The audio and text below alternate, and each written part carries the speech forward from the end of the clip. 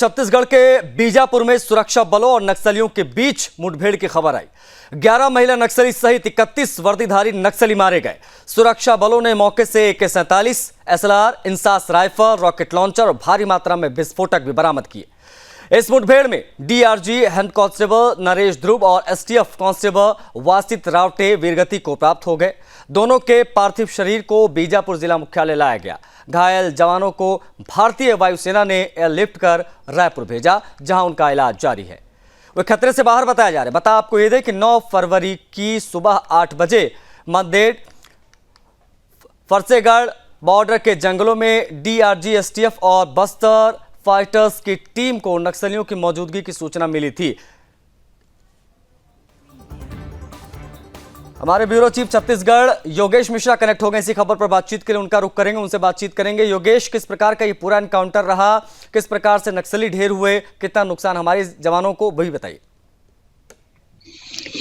आशीष, देखिए मैं आपको बता दूं, पहले आपको याद होगा कि छत्तीसगढ़ के बस्तर से अक्सर ये खबर निकलकर सामने आती थी कि सुरक्षा बल के जवान जो हैं बड़ी संख्या में वीर गति को प्राप्त हो रहे हैं। बहुत वो दुखद दौर था, लेकिन अब ये आंकड़ा जो है नक्सलियों की तरफ जा रहा है। यानी कि जो सुरक्षा बल के जवान हैं, जो मां भारती के सपूत हैं, वो नक्सलियों के मांद में घुस करके माओवादियों का सफाया कर रहे हैं। और अपने आप में ये बहुत बड़ा एनकाउंटर है, जिसमें 31 माओवादियों को जो है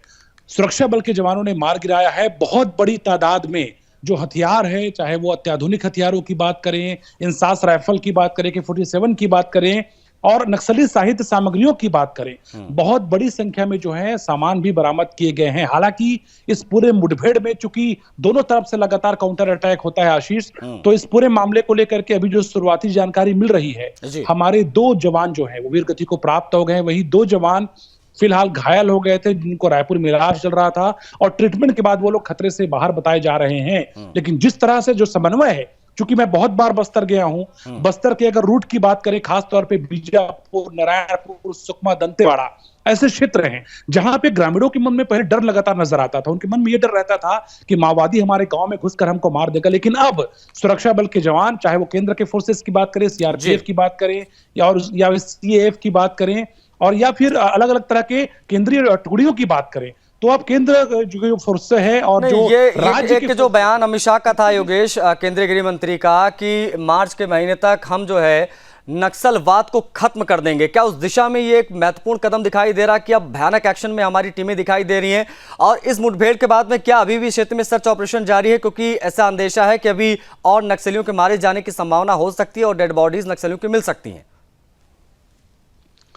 बिल्कुल, देखिए जिस तरह से फिलहाल 31 बॉडी जो है रिकवर की गई है, उसमें महिला नक्सलियों के बॉडी शामिल हैं। उसके अलावा जो पुरुष माओवादी हैं उनके बॉडी रिकवर किए गए। यानी कि निश्चित रूप से आंकड़ा बढ़ सकता है, क्योंकि आपको पहले याद होगा गरियाबंद में भी कुछ दिन पहले जो है सुरक्षा बल के जवानों ने बड़ा ऑपरेशन किया था, जहां पे खासतौर पे CRPF ने एक बड़े ऑपरेशन को अंजाम दिया था और वो जो आंकड़ा था वहां पे नक्सलियों की बॉडी का, वो लगातार बढ़ता गया। तो ये माना जा रहा है कि चूंकि जो 31 बॉडी रिकवर की गई है, फिलहाल इनकी पहचान की जा रही है, कौन कौन इसमें कहां-कहां संबंधित जो नक्सली था वो था और आखिर इनकी पहचान किस तरह से होगी, इसके बाद से हो सकता है। और जो बॉडी वहां पे चूंकि सर्चिंग ऑपरेशन इस क्षेत्र में चल रहा है, तो ये माना जा रहा है कि यहाँ पे और भी बॉडी रिकवर की जा सकती है और ये जो आंकड़ा है नक्सलियों के मारे जाने का, ये बढ़ सकता है। और दूसरी बार जो आप महत्वपूर्ण बात कही कि अमित शाह जिस तरह से, जो केंद्रीय गृह मंत्री हमारे देश के, वो लगातार जो दावा करते हैं, तो ये माना जा रहा है कि खुली छूट जो है खासतौर पे सुरक्षा बल के जवानों को दी जा चुकी है कि आपको नक्सलवाद को पूरी तरह से खत्म करना है।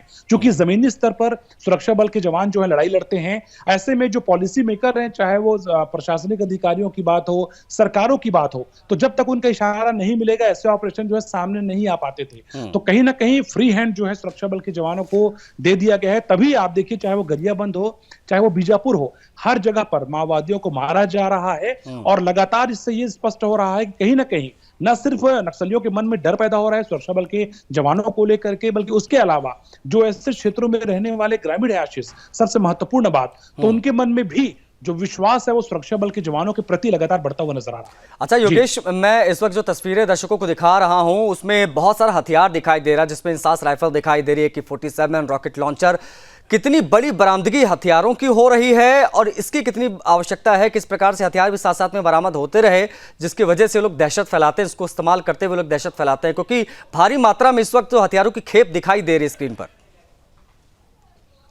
बिल्कुल, देखिए पहले जो इनका एक प्लानिंग रहता था माओवादियों का, वो आईईडी ब्लास्ट करने के बाद से कई बार देखा जाता था कि जो घायल रहते थे सुरक्षा बल के जवान, उन पर अटैक लगातार करते थे चारों ओर से घेर करके। तो इनके पास कई बार से ऐसा हुआ है कि जो अत्याधुनिक हथियार हैं, कई बार तो बकायदा ड्रोन के जैसे हथियार भी इनके पास से होने की बातें सामने आती रही हैं। तो कहीं ना कहीं जब ऐसे जगहों पर जो है नक्सलियों को मारा जा रहा है, तो उनके पास से जिस तरह विजुअल में हम दिखा रहे हैं कि बहुत बड़ी तादाद में जो है हथियार भी बरामद होते हैं, वो इस बात को स्पष्ट कर रहे हैं कि कहीं ना कहीं इनको जो फंडिंग है, जिस तरह से जो टेरर फंडिंग की बात सामने आती रही है, जिस तरह से माओविस्ट फंडिंग की बात सामने आती रही है, फंडिंग तो इनको होता है, तभी इस तरह के हथियार जो है बिल्कुल, और